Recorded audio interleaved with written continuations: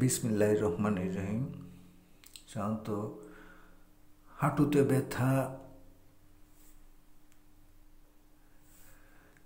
ব্যথা হলে বা কোমরে ব্যথা হলে বয়স্ক রোগীদের ক্ষেত্রে 40-এর বেশি বয়সী পুরুষ মানুষ অথবা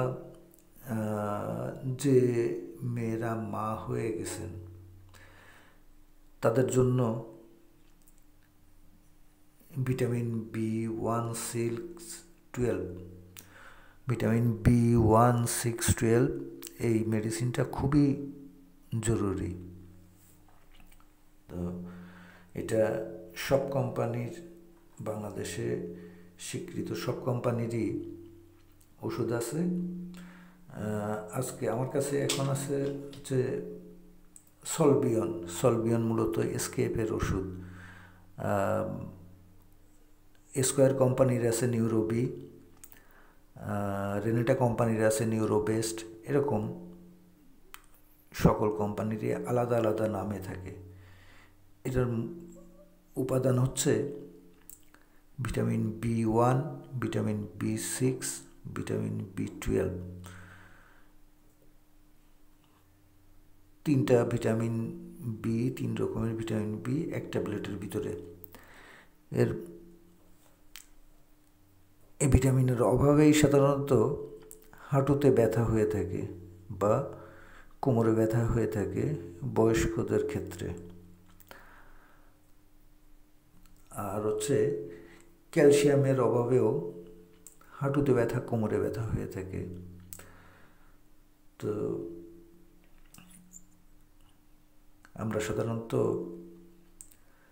বয়স্ক রোগীদের হাঁটুতে ব্যথা, কোমরে ব্যথা ক্ষেত্রে সলবিয়ন এবং ক্যালসিন ডি দিয়ে থাকি। যদি পরিবর্তে কেউ নিউরোবি অথবা নিউরোবেস্ট কেনে, অসুবিধা নেই।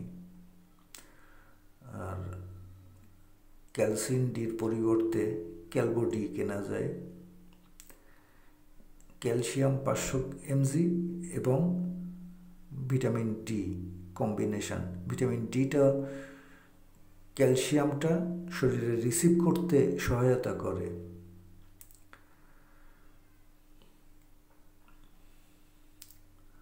তো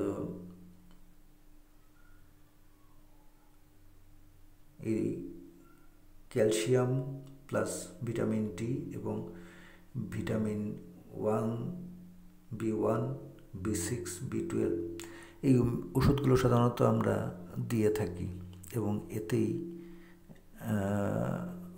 রোগী মোটামুটি আরোগ্য লাভ করে থাকে।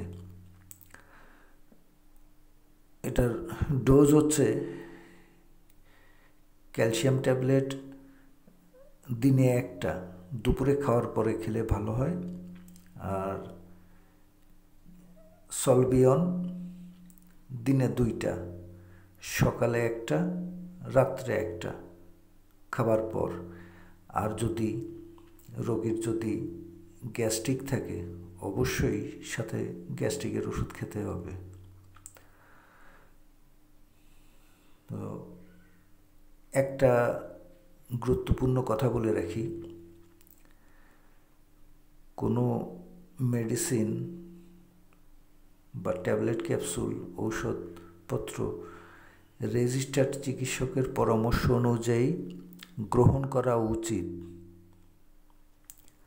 রেজিস্টার্ড চিকিৎসকের পরামর্শ ব্যতীত মেডিসিন গ্রহণ করা উচিত নয়। ধন্যবাদ সবাইকে। আসসালামু আলাইকুম।